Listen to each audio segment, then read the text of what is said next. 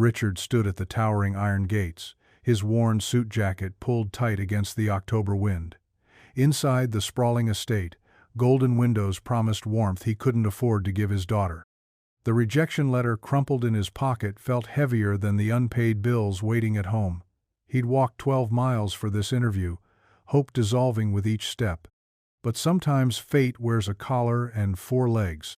Sometimes salvation comes not from boardrooms, but from the unconditional love of a creature who sees past appearances to the heart of a man fighting for everything that matters. Before we dive in, make sure to hit subscribe and leave a comment. Where in the world are you watching from? The security guard's eyes never left his clipboard. Richard William? Yes, sir. The man's pen scratched against paper, each stroke deliberate, dismissive. Richard shifted his weight from one scuffed shoe to the other, the morning frost still clinging to the manicured hedges that lined the Whitmore Estate's circular drive. Says here you were supposed to be here at 9. Richard checked his watch, a gift from Sarah before the cancer took her.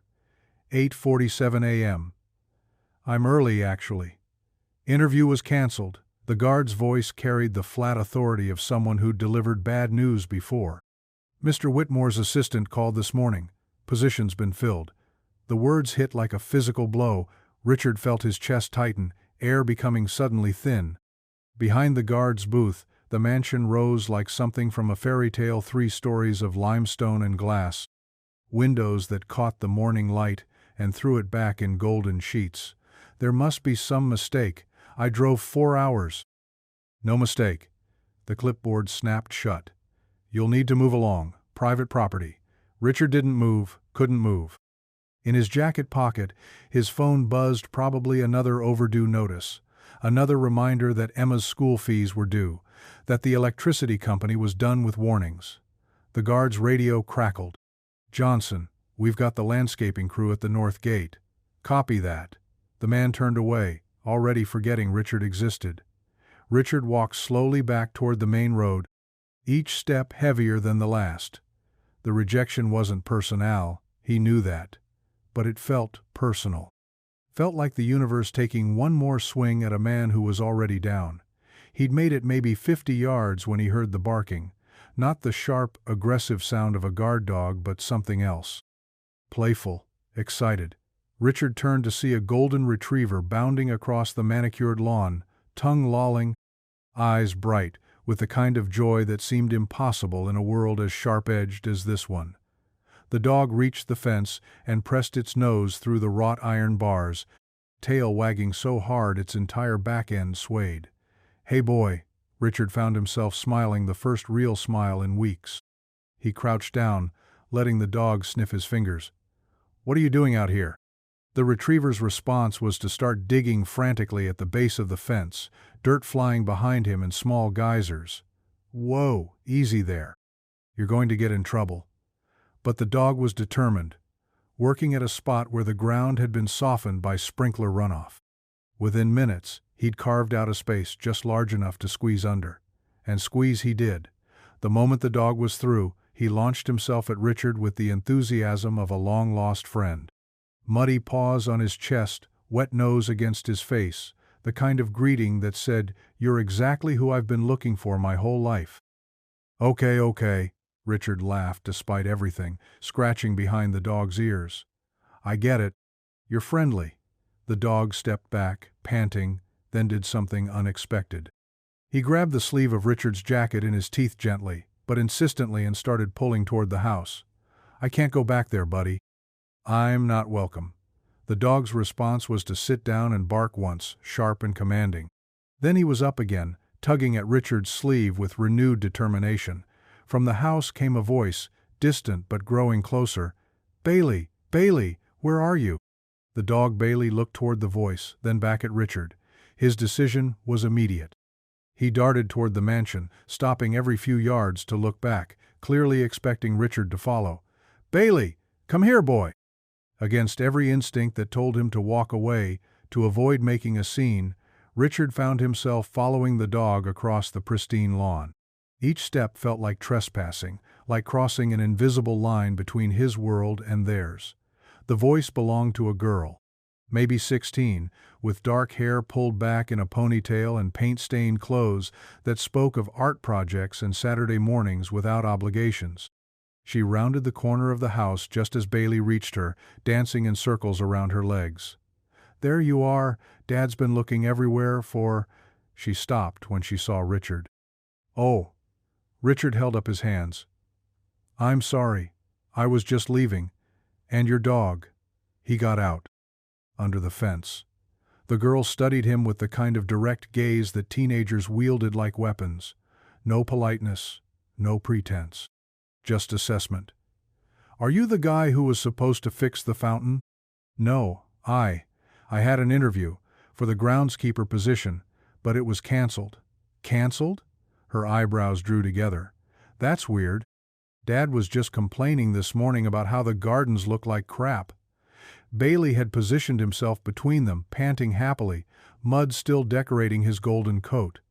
"Well," Richard said. Apparently the position was filled. "By who?" The question caught him off guard. "I don't know. The security guard just said—" "Johnson said that?" The girl's expression shifted from confusion to something sharper. "Johnson doesn't make hiring decisions. He barely makes coffee decisions." Before Richard could respond, another voice cut across the morning air. Male, authoritative, approaching fast. "Sophia, have you seen—" The man appeared around the same corner, and Richard felt his stomach drop. Tall, silver-haired, wearing a suit that cost more than Richard made in a month. This had to be Richard Whitmore himself. "Oh, who's this?" The moment stretched taut. Richard could feel the weight of his worn clothes, his too long hair, the desperation that probably clung to him like cologne. "Dad, this is." Sophia looked at Richard expectantly. "Richard William.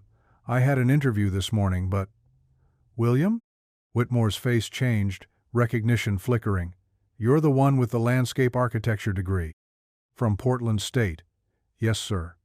My assistant told me you didn't show up." The words hung in the air like an accusation.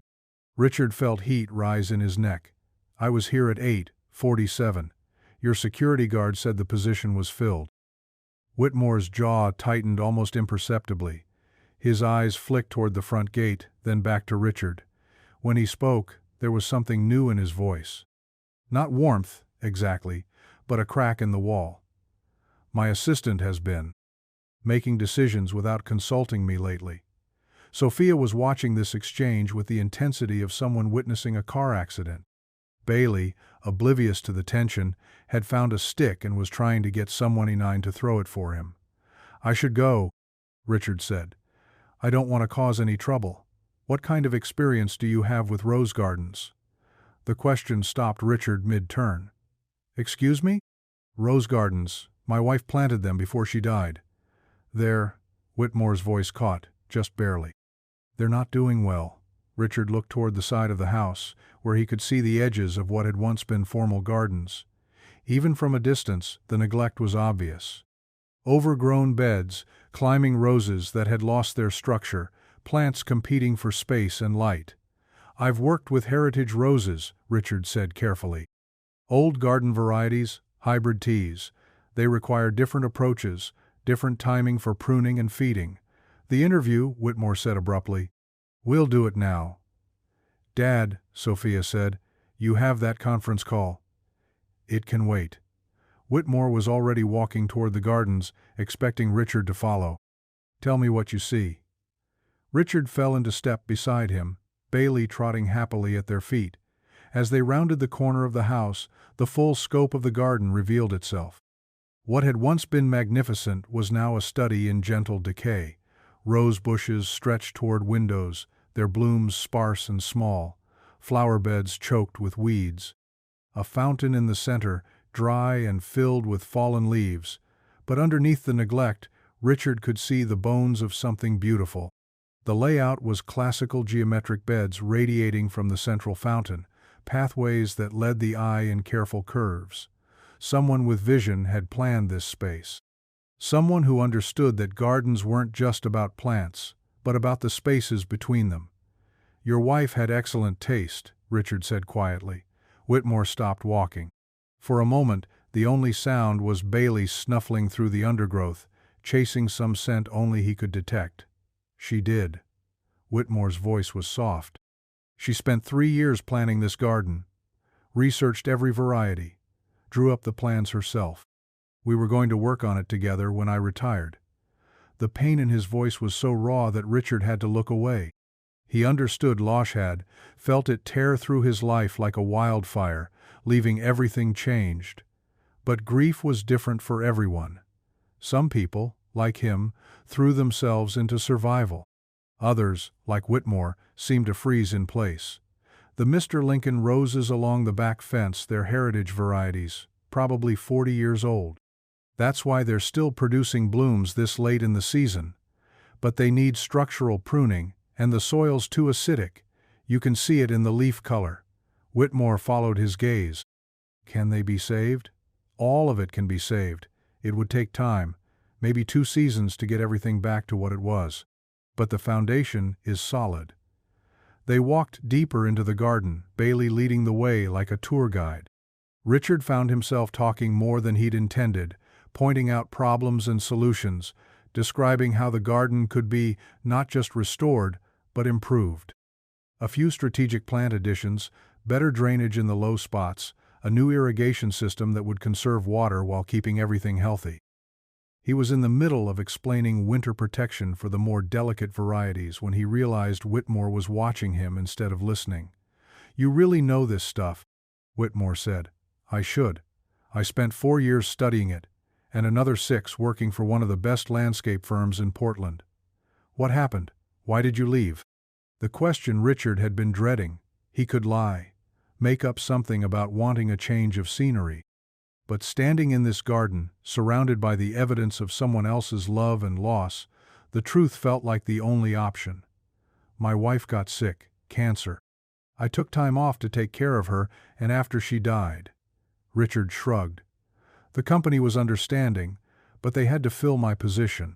By the time I was ready to work again, the market had tightened up.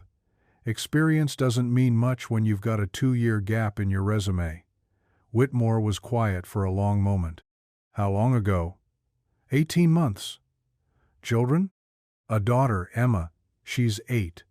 Bailey had found his way to the dry fountain and was exploring the leaf-filled basin, tail wagging at the adventure of it all. Sophia appeared at the garden's entrance, phone in hand. "Dad? Your call moved up to 10:30. Whitmore checked his watch, then looked back at Richard. "The job pays $60,000 a year, plus health insurance. There's a cottage on the property if you need housing. When can you start?" The words hit Richard like cold water. He stared at Whitmore, certain he'd misheard. "I'm sorry? When can you start?" Are you offering me the job?" "The garden needs work. You know how to do the work. Seems straightforward." Richard felt the ground shift beneath him. After months of rejection, of careful budgeting and sleepless nights, of watching Emma pretend she didn't mind when other kids talked about vacations and new clothes, this felt too good to be real. "There's something else," he said, forcing himself to slow down. "I don't have childcare during the summer. Emma would need to be with me sometimes." Whitmore glanced toward Sophia, who had been listening with obvious interest. "The estate has 30 acres. I think we can find room for one 8-year-old. She could help," Sophia offered suddenly. "I used to help my mom in the garden when I was little. It's fun." The kindness in her voice nearly undid him. Richard had grown so used to managing everything alone that the idea of help felt foreign. "So?" Whitmore prompted. "When can you start?" Richard looked around the garden one more time at the roses that needed saving, at the fountain that needed cleaning, at Bailey, who was now lying in a patch of sunlight like he owned the place, at Sophia, who was smiling for the first time since he'd arrived, at Whitmore, whose face showed the first hint of something that might have been hope. "Monday," Richard said. "I can start Monday." Whitmore nodded once, sharp and businesslike. "Good. Sophia will show you the cottage. We'll get you set up with keys and security codes." As they walked back toward the main house, Bailey trotting alongside them, Richard felt something shift inside his chest. Not just relief, though there was plenty of that. Something else. Something that had been dormant for so long he'd almost forgotten what it felt like. Purpose. Behind them, the garden waited patiently for healing hands. The cottage sat at the edge of the property like a secret. Stone walls covered in ivy, windows that caught the afternoon light and held it, a red door that looked like it belonged in a fairy tale. Emma pressed her nose against the car window as Richard pulled into the gravel drive. "Is this really ours, Daddy?" "For now," Richard said, though the words felt strange in his mouth. After 2 years of cramped apartments and borrowed spaces, the idea of permanence seemed dangerous. "What do you think?" Emma was already unbuckling her seatbelt. "It has a garden." She was right. A small plot behind the cottage, overgrown but full of possibility. Richard could see the remains of a vegetable garden, raised beds that would be perfect for teaching Emma about growing things, about patience and care and the way small efforts could bloom into something beautiful. They'd spent the weekend packing their few belongings, saying goodbye to the efficiency apartment that had been home for 8 months. Emma had handled the transition with the resilience that both amazed and worried Richard. 8-year-olds shouldn't have to be so adaptable. "Can I pick flowers for my room?" "Let's get settled first. Then we'll explore." The cottage was bigger inside than it looked from the road. 2 bedrooms upstairs, a Kit William that opened onto a living room with bookshelves built into the walls.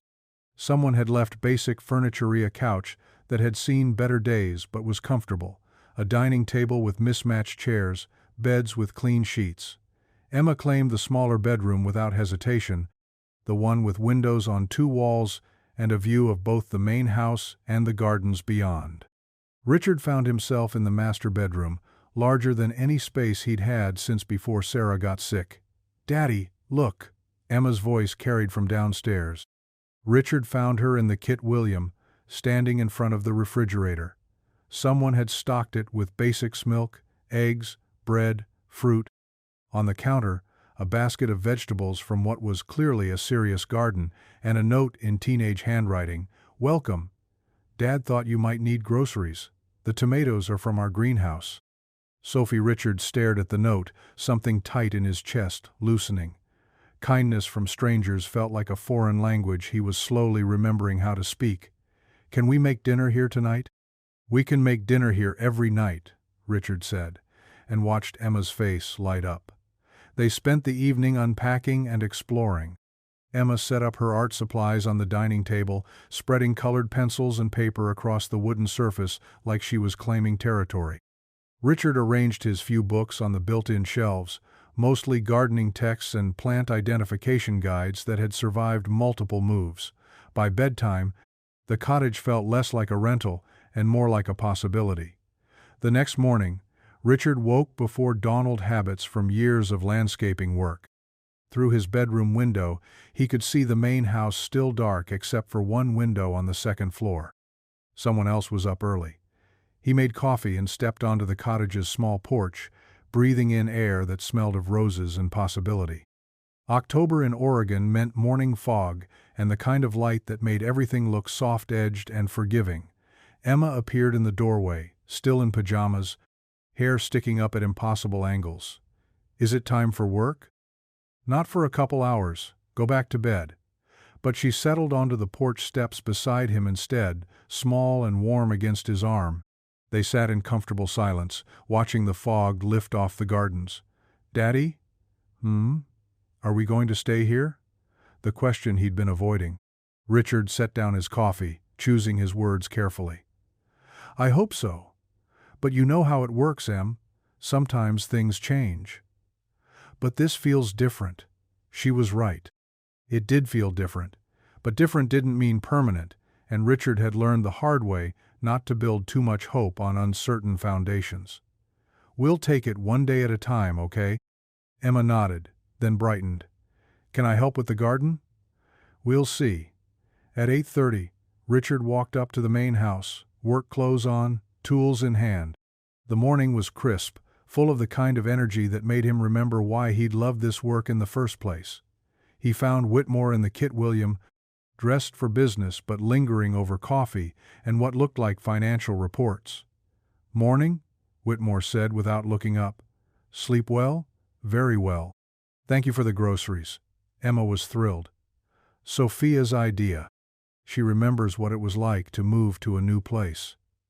Richard waited, sensing there was more to that story, but Whitmore didn't elaborate.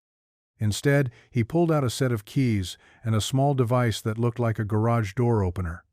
House key, cottage key, and the security fob for the gates. The garden shed is unlocked tools, supplies, whatever you need. If you can't find something, ask Sophia. She knows where everything is. What about priorities? Where would you like me to start? Whitmore was quiet for a moment, staring out the Kit William window toward the rose garden. My wife's memorial service is in 6 weeks, November 10th. She wanted.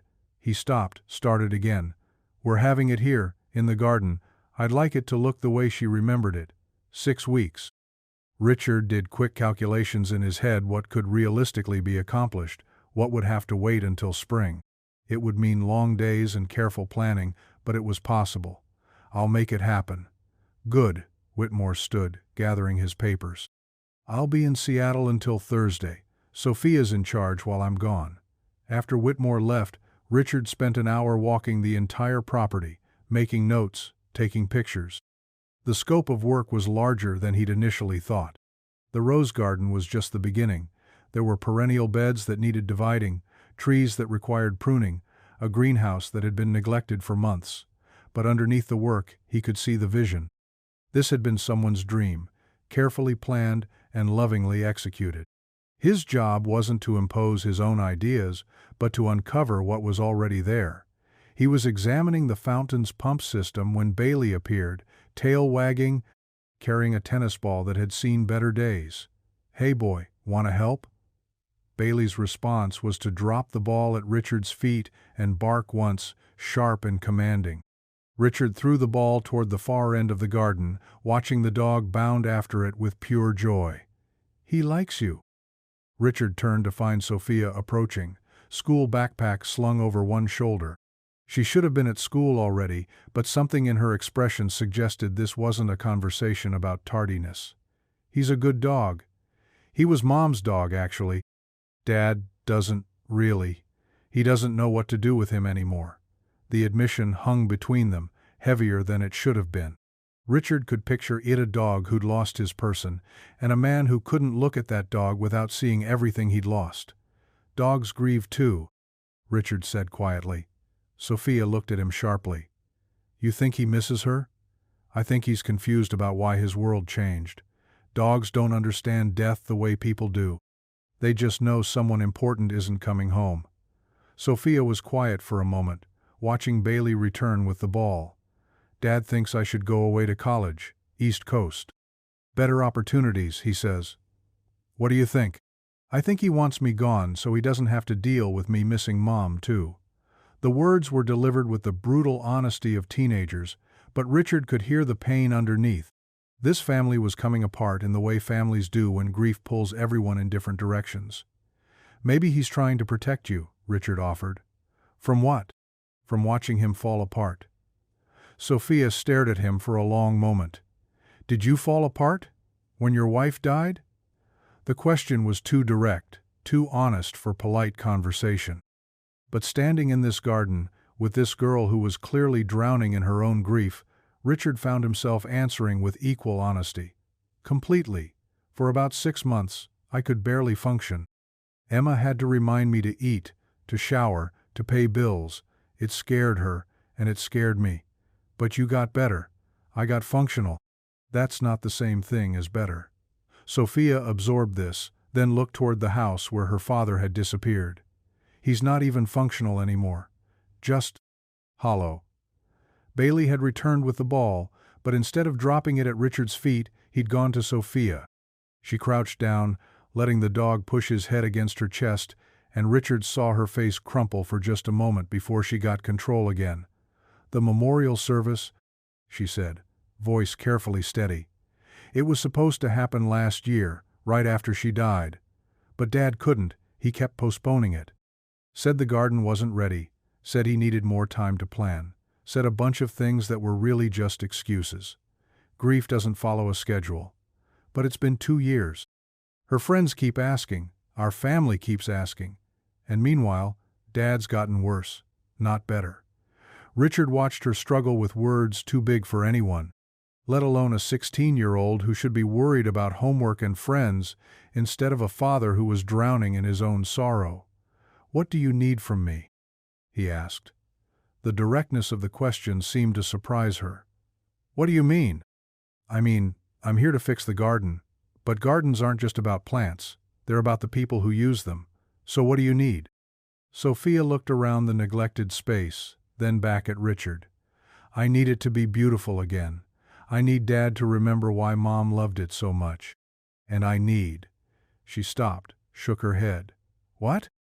"I need to not be the only one who still talks about her." The words hit Richard like a physical blow. He remembered that feeling the way grief could make you feel, like you were carrying someone else's memory alone, like you were the only one who refused to let them disappear. "Tell me about her," he said. "About the garden. What did she love most?" Sophia's face changed, tension easing as she looked around the space with different eyes. The roses, obviously, but also the small things. She had this herb garden near the kit. William said fresh basil made everything better. And she loved morning glories because they opened early, like her. She was always the first one awake. What else? She hummed while she worked. Not songs, really, just these little melodies she made up, and she talked to the plants. Dad used to tease her about it, but she said they grew better when you treated them like friends. Richard could picture it, a woman moving through this space in the early morning light, humming and talking to roses, creating beauty not just with her hands but with her presence. The garden would remember that, in the way gardens did. His job was to help it remember out loud. "We'll start with the roses," he said. "But first I need to understand the layout the way she planned it. Do you have her notes? Drawings?" Sophia nodded. "Everything's in Dad's study.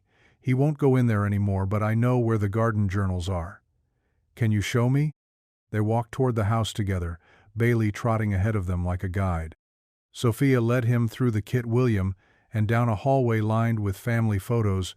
Richard caught glimpses of a woman with Sophia's dark hair and Whitmore's sharp eyes, pictures of the three of them in various stages of happiness. The study was exactly what Richard expected: dark wood, floor-to-ceiling bookshelves, a desk that looked like it had been expensive even when it was new. But there was dust on everything, and the air had the stale quality of a room that hadn't been used in months. Sophia went straight to a shelf near the window and pulled out a stack of notebooks. "These are Mom's garden journals." She kept track of everything: what she planted when, what worked, what didn't. Richard opened the first notebook and found himself looking at pages of careful handwriting, detailed sketches, pressed flowers taped to pages with notes about bloom times and color combinations. This wasn't just record-keeping, it was love made visible. "Can I borrow these?" "Keep them. Dad won't look at them anyway." As they left the study, Richard caught sight of a photo on the desk: Whitmore, younger and smiling, with his arm around a woman who was clearly Sophia's mother. Between them, a much smaller Sophia, gap-toothed and grinning, holding a handful of flowers. They looked happy, complete, like a family that had no idea how fragile happiness could be. "Richard?" He turned to find Sophia watching him with an expression he couldn't quite read. "When you were falling apart," she said, "how did Emma help you get better?" The question caught him off guard. "She didn't try to fix me, she just stayed. Brought me sandwiches when I forgot to eat. Drew pictures and left them where I'd find them. Reminded me that even if I was broken, she still needed me to be her dad." Sophia nodded slowly. "Maybe that's what Dad needs. Someone to just stay." As Richard walked back to the cottage that evening, his arms full of garden journals and his head full of plans, he found Emma in their small garden plot, sitting cross-legged in the dirt, drawing in a sketchbook. "What are you working on?" She held up the drawing, a surprisingly detailed sketch of the view from her bedroom window, complete with the main house and the gardens beyond. "I'm making a map," she said. "So I remember what everything looks like now, before you make it beautiful." Richard sat down beside her in the dirt, looking at her drawing with new eyes.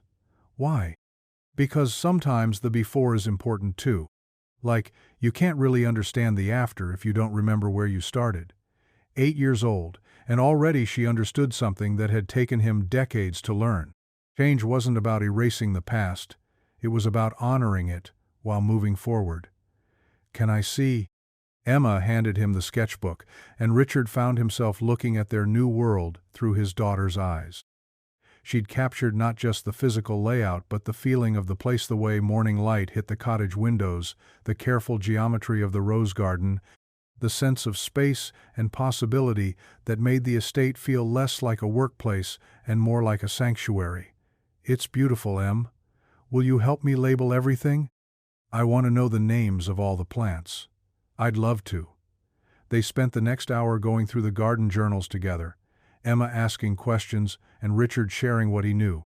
As the sun set behind the main house, painting everything in shades of gold and amber, Richard felt something he hadn't felt in a long time.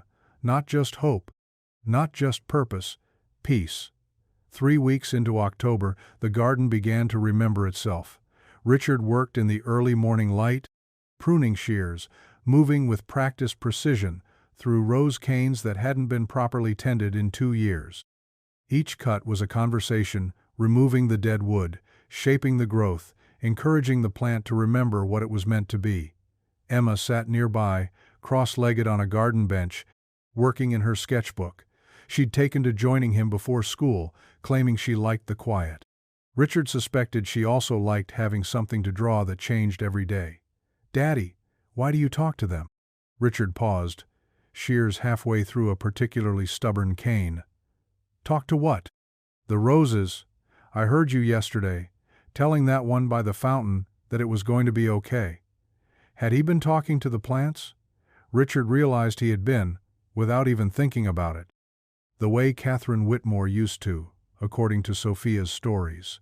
The way Sarah had talked to the herbs on their apartment windowsill. "Plants respond to attention," he said carefully.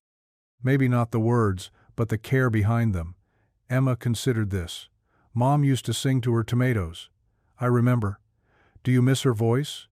The question hit sideways, the way Emma's questions often did, direct and innocent and devastating all at once. "Every day." Emma nodded, satisfied with the honesty. She went back to her drawing, adding careful details to a sketch of the climbing rose that covered the garden's east wall. They worked in comfortable silence until footsteps on the gravel path announced Sophia's approach.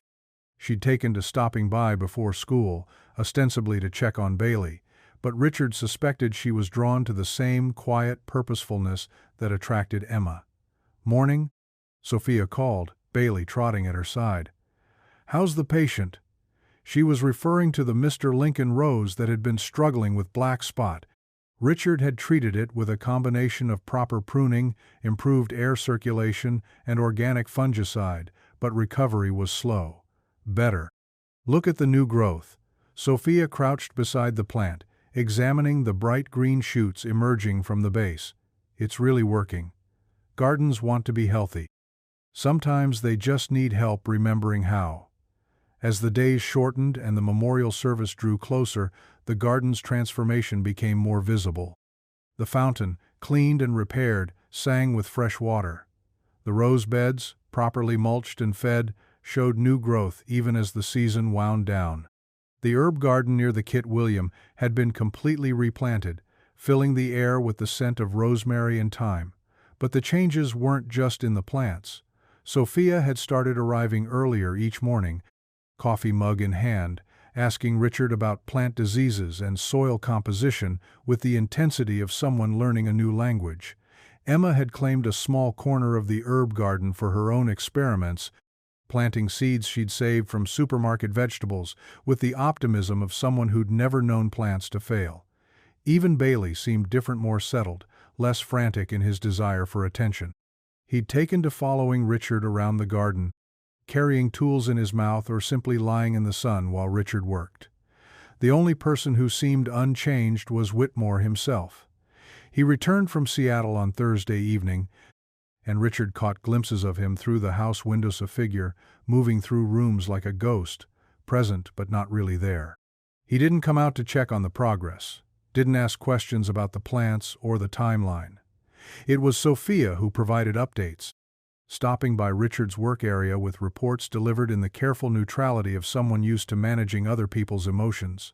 "Dad likes what you've done with the fountain. He asked if the Rostov roses would bloom again this year. He wants to know if you think the herb garden will be ready for the service." Questions filtered through his daughter like he couldn't bear to ask them directly. Friday morning brought the first real cold snap of the season. Richard arrived at the garden to find frost silvering the grass and his breath visible in small puffs. Some of the more tender plants would need protection soon, but the roses seemed invigorated by the cold, their colors deepening to richer hues. He was wrapping the base of a tree rose when he heard voices from the direction of the house.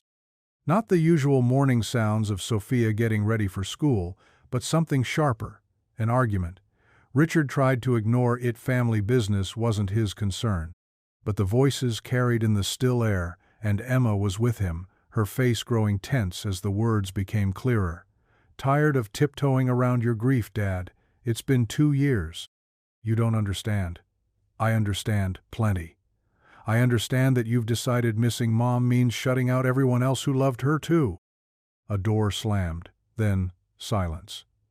Emma had stopped drawing, her pencil frozen over the paper. "Are they fighting about the lady who died?" "It sounds like it." "Like you and Grandma used to fight about Mom?" Richard winced. Emma had heard more of those conversations than he'd realized. His mother-in-law's well-meaning attempts to get him to move on, his angry insistence that grief didn't follow anyone else's timeline. "Sometimes people grieve differently," he said. "That can cause friction. But you stopped fighting with Grandma. We learned to understand each other better." Emma considered this, then went back to her drawing. But Richard could see the tension in her shoulders, the way she held her pencil too tight. Emma had lived through enough family discord to recognize the warning signs. 10 minutes later, Sophia appeared on the garden path, school bag slung over her shoulder but moving too fast for someone heading to class. "Sophia?" Richard called. "You okay?" She stopped, and he could see that she'd been crying. "I'm fine, just family stuff." "Want to talk about it?" For a moment, she looked like she might say yes. Then she shook her head. "I have to get to school." She was gone before Richard could respond, leaving him with the uncomfortable feeling that he should have pushed harder. But what could he say? He was the groundskeeper, not a family counselor. His job was plants, not people. Except plants and people weren't really separate things, were they? Gardens existed because people loved them, tended them, found meaning in their growth and beauty. You couldn't heal one without understanding the other. That afternoon, Richard made a decision. He found Whitmore in his study, surrounded by papers that looked more financial than personal. The man glanced up when Richard knocked, and for a moment seemed surprised to see him. "Richard, is everything all right? I wanted to update you on the memorial service preparations and ask you some questions." Whitmore gestured to a chair across from his desk. "Of course." Richard sat down, acutely aware of his work clothes and the dirt under his fingernails. This office belonged to a different world than the one he inhabited in the garden. "The roses will be ready," Richard began. "Not in full bloom. October isn't their season, but healthy and well-shaped. The fountain is working perfectly, and the herb garden is established. From a practical standpoint, we're on track. But I'm not sure we're creating what your wife would have wanted." Whitmore's expression hardened slightly. "What do you mean?" Richard chose his words carefully. "I've been reading her garden journals. She didn't just plant for beauty, she planted for connection. The herb garden wasn't just for cooking, it was for sharing. The rose garden wasn't just for show, it was for gathering people together. Your point?" "My point is that a memorial service in a perfect garden won't mean much if the people who loved her can't connect with each other." The silence stretched between them, Whitmore's face unreadable. Richard wondered if he'd overstepped, if he was about to find himself looking for work again. "Sophia thinks I'm pushing her away," Whitmore said finally. "Are you?" "I'm trying to protect her. She has opportunity as scholarships, college programs. She shouldn't have to stay here and watch me." He gestured vaguely at himself. This. What if she wants to stay? She's 16. She doesn't know what she wants. Richard thought about Emma, about the conversations they'd had over the past 2 years, about loss and change and the way families could break apart or grow stronger, depending on how they handled crisis. Kids know more than we think they do, he said. Emma figured out I was falling apart long before I admitted it to myself. She also figured out what I needed to get better. Which was permission to grieve without having to pretend I was okay, and reassurance that grieving didn't mean forgetting how to live. Whitmore stared at his hands, and Richard could see the exhaustion in his posture, the weight of carrying sorrow alone for too long. Catherine was the one who held everything together, Whitmore said. The family, the household, the social connections. I was always the work guy, the provider. She was the heart of everything else. So when she died, you lost more than your wife. You lost your center. I lost my purpose. Without her, I don't know how to be a father, how to be part of a family. I know how to work, how to solve problems, how to manage businesses, but I don't know how to help my daughter with her grief when I can barely handle my own. The admission hung in the air between them. Richard recognized the landscape of that particular devastation, the way loss could strip away not just the person you'd lost, but your understanding of who you were supposed to be without them. What would Catherine want? Richard asked quietly. For Sophia? For you? For the memorial service? Whitmore was quiet for so long that Richard wondered if he'd pushed too far. Then, barely audible, she'd want us to be a family again. Then maybe that's what the memorial should be about. Not perfect roses or pristine paths, but people who loved her coming together to remember and connect. Whitmore looked up, meeting Richard's eyes for the first time in the conversation. How? I don't know. But maybe we could figure it out together. You, me, Sophia. Emma too, if you don't mind, an 8-year-old's perspective on family gatherings. You'd be willing to help with more than just the garden? Richard thought about the cottage, about Emma's drawings, about the way this place had begun to feel like something more than just a job, about Sophia's tears and Bailey's devotion and the roses that were learning to bloom again. I think the garden and the family might be more connected than we realized. That evening, Richard found Sophia in the garden, sitting on the bench near the fountain with Bailey's head in her lap. She looked up when she heard his footsteps, wiping her eyes quickly. "Hey," she said, trying for casual. "How did the plants handle the frost?" "They're tougher than they look." Richard sat down beside her, careful to leave space. "Want to talk about this morning?" "Not really." They sat in comfortable silence, listening to the fountain's gentle burble and Bailey's contented sighs. The garden was beautiful in the fading light, shadows long and purple between the beds. "I told him I didn't want to go away to college," Sophia said eventually. "At least not far away. I want to stay close. Maybe go to Portland State. Come home on weekends." "What did he say?" "That I was limiting myself. That I should think bigger, want more." Her voice cracked slightly. "But what if I don't want more? What if I want to be here, in the place where she was happy? What if I want to help him figure out how to be okay again?" Richard understood the impulse, the desire to stay close to the physical spaces where love had lived, to tend the memories like garden beds.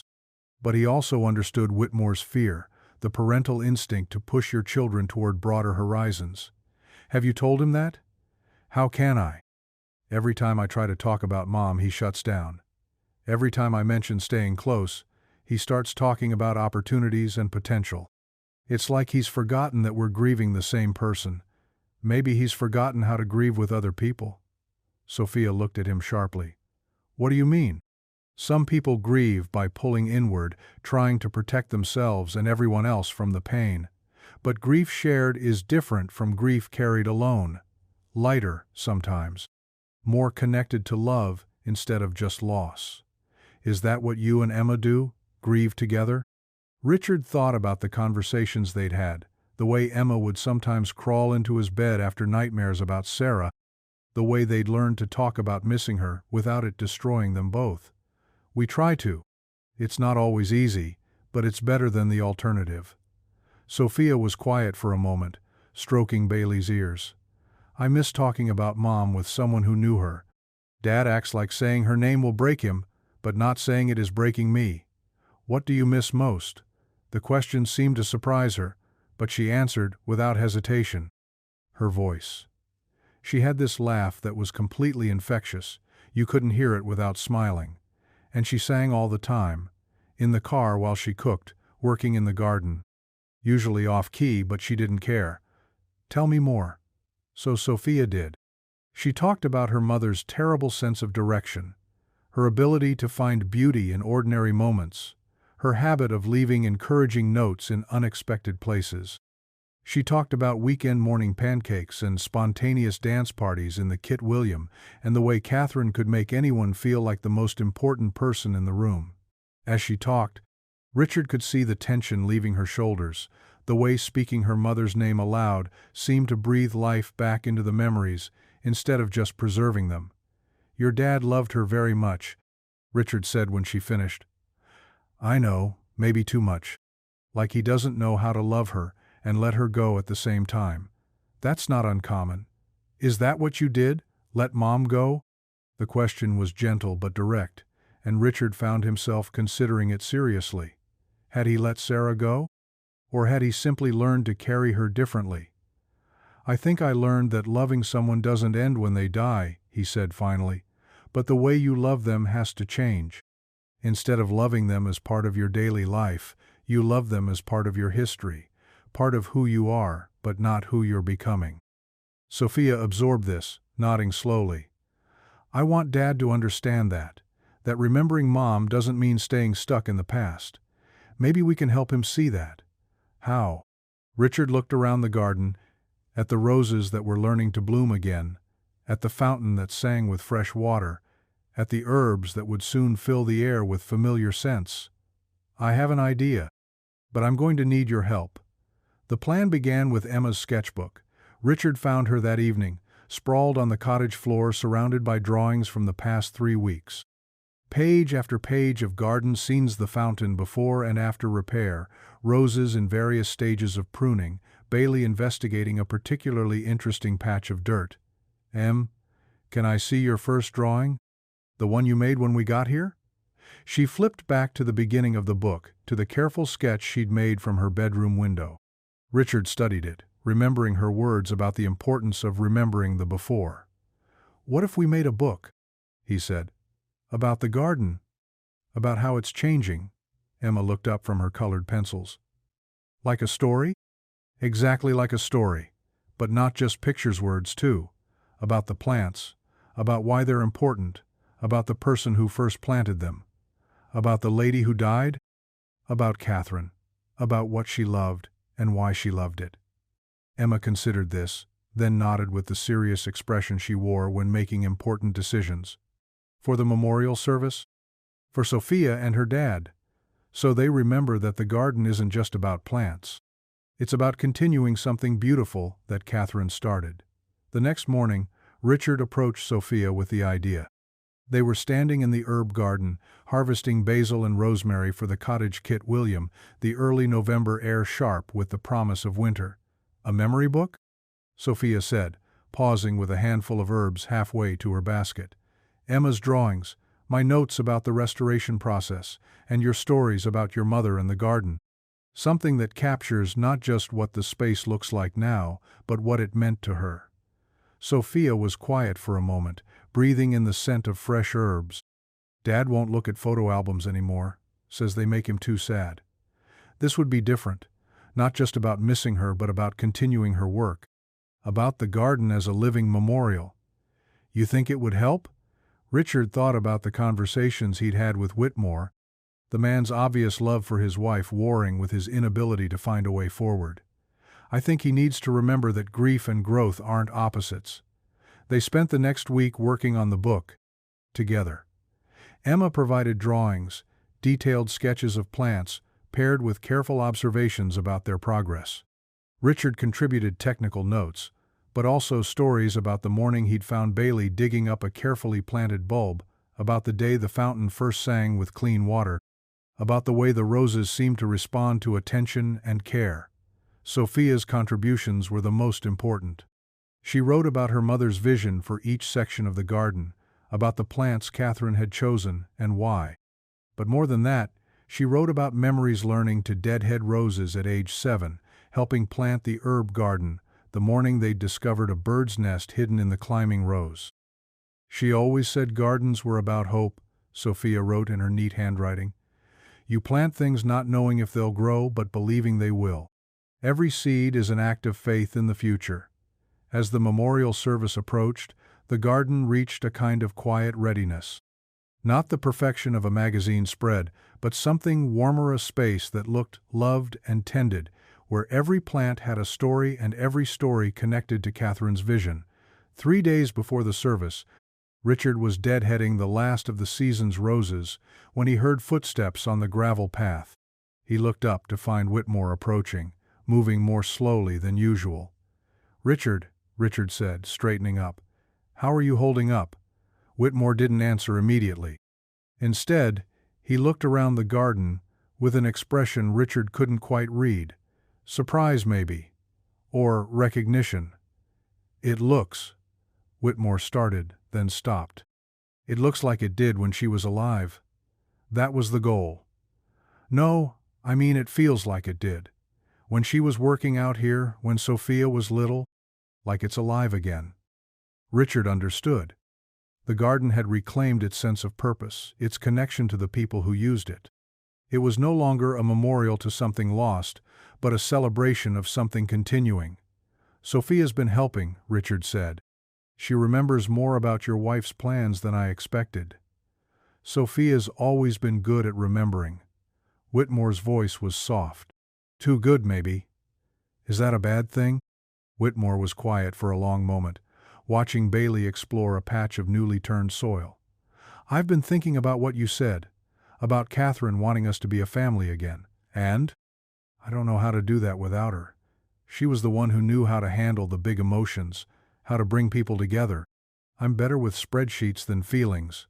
Richard smiled despite himself. Most dads are. How do you do it? With Emma, I mean. How do you help her with grief when you're still figuring out your own? The question was so honest, so vulnerable, that Richard felt something shift in his chest. This wasn't his boss asking for a status report. This was one father asking another for help, navigating an impossible situation. I stopped trying to be perfect, Richard said, started letting her see that I was struggling too. Turns out kids don't need parents who have all the answers. They need parents who are willing to figure things out together. Whitmore absorbed this, nodding slowly. I've been trying to protect her from my grief. Maybe I've been protecting myself from hers instead. Maybe.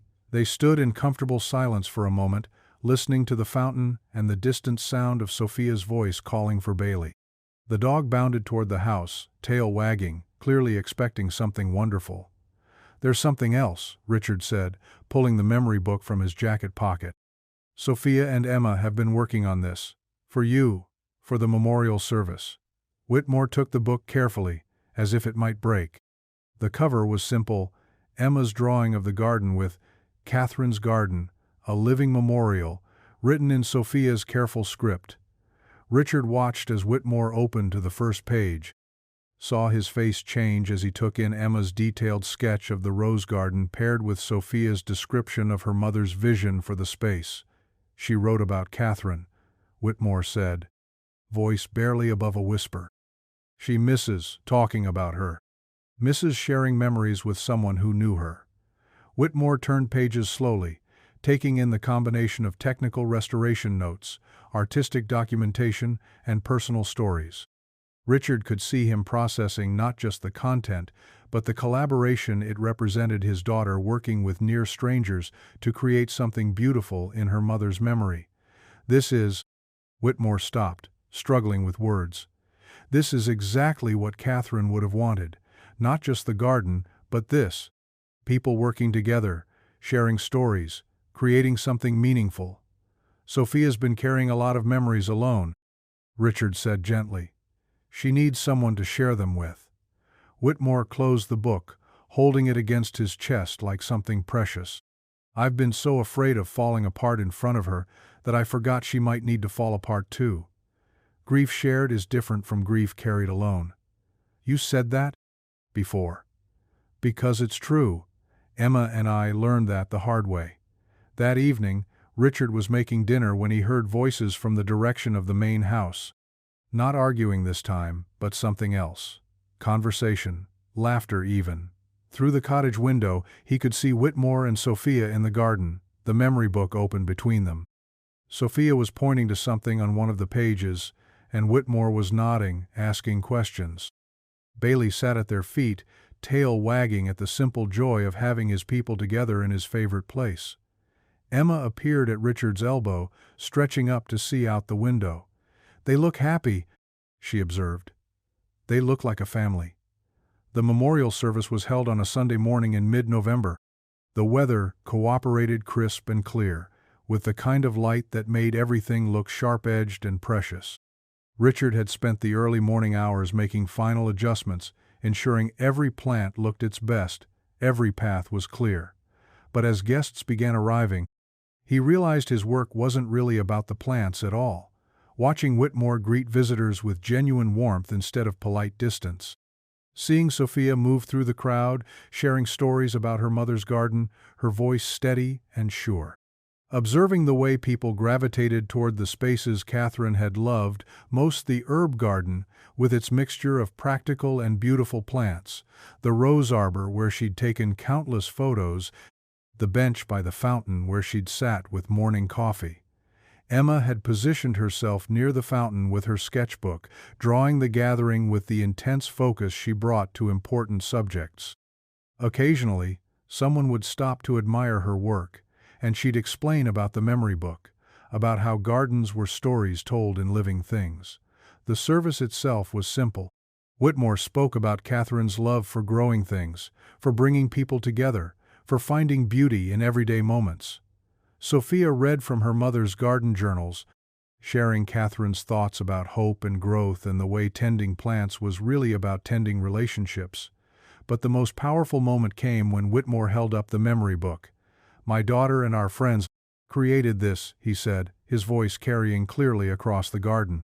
"It's a record of how this space has been restored, but more than that, it's a reminder that the most important things Catherine planted weren't flowers or herbs. They were memories, connections, love that continues to grow even after she's gone." He opened the book to a page near the end, where Sophia had written her favorite memory of working in the garden with her mother. "She taught me that gardening isn't about controlling nature," Sophia had written. "It's about partnering with it. You provide what you can: good soil, proper care, attention, and then you trust that beautiful things will grow." As the service concluded, and guests began to explore the garden more freely, Richard found himself standing near the cottage, watching the gathering with a mixture of satisfaction and something deeper. This wasn't just a successful landscaping project. It was proof that broken things could be made whole, that families could grow back together like pruned roses, stronger and more beautiful than before. "Richard." He turned to find Whitmore approaching, looking more relaxed than Richard had ever seen him. "Thank you," Whitmore said simply. "For what?" "For understanding that fixing the garden meant fixing more than just plants." Richard smiled. "Gardens are about the people who love them. Always have been. Sophia wants to study landscape architecture. Says she wants to help other families create spaces like this. That's wonderful. She also wants to go to Portland State. Stay close to home." Whitmore paused. "I told her that sounded like a perfect plan." As the afternoon wore on and guests gradually departed, Richard began the quiet work of cleanup. But he wasn't working alone. Sophia appeared with a garbage bag, collecting plates and glasses. Emma helped stack chairs. Even Bailey contributed, carrying a dropped napkin in his mouth like a prize. As the sun began to set, painting the garden in shades of gold and amber, the four of them found themselves sitting together on the bench by the fountain. The space was quiet now, peaceful in the way places become when they've served their purpose well. "Mom would have loved today," Sophia said, leaning against her father's shoulder. "She would have loved this." Whitmore agreed, gesturing at the restored garden. But I think she would have loved seeing us working together even more. Emma looked up from her sketchbook, where she'd been drawing the four of them on the bench. Are we friends now? The question was so direct, so Emma, that everyone laughed. Yeah, Sophia said, reaching over to ruffle Emma's hair. I think we're friends. That night, after Emma was asleep and the cottage was quiet, Richard sat on his small porch with a cup of tea, looking out at the garden they'd restored together. In the moonlight, everything looked silver and peaceful, the roses climbing toward windows that glowed with warm light. He thought about Catherine's words, the ones Sophia had shared during the service. About gardening being a partnership with nature, about providing what you can and trusting that beautiful things will grow. It was true for plants, and it was true for people. Sometimes all you could do was create the conditions for healing good soil, proper care, attention, and then trust that love would find a way to grow back, stronger and more beautiful than before. In the distance, he could hear the fountain singing its quiet song, and Bailey's contented sigh as he settled in for the night. Through the main house windows he caught a glimpse of Whitmore and Sophia, sitting together in what must be the living room, the memory book open between them, a family, learning to bloom again. Richard finished his tea and went inside, where Emma's drawings covered the Kit William table like small windows into a world where broken things could be made whole, where endings could become beginnings, where every day was a chance to tend something beautiful. Tomorrow he would start planning the spring garden. Tonight he would rest in the knowledge that some things, roses, families, hope itself, were more resilient than they appeared. All they needed was someone willing to believe in their capacity to grow.